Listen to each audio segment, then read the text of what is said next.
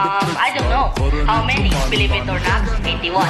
Abracalingga, Aurora, Laguna, Maguindanao, Ifugao, Isabela, Atlan, Basilan, Sulu, Biliran, Leyte, Cagayan, Bulacan, Palawan, Batanes, Batangas, Bohol, Guimaras, Agusan del Norte, Agusan del Sur, Capiz, Cavite, Bataan, Masbate, Locos, Norte, Locos, Sur, Tarlac, Tawi-Tawi, Cebu, Sarangani, Camarines Norte, Sorsogon, Kapos-Silapali, Quezon, Zambales, Camarines Sur, and Bukidnon, Sambuca, Sibugay, and del Sur, Albay, Sambuca del Norte din, there's Pampanga, Nueva Ecija, Nueva Vizcaya, and Camiguin. These are the Philippine provinces. Every Pinoy in the world comes from one of them. Mabuhay, these are the Philippine provinces.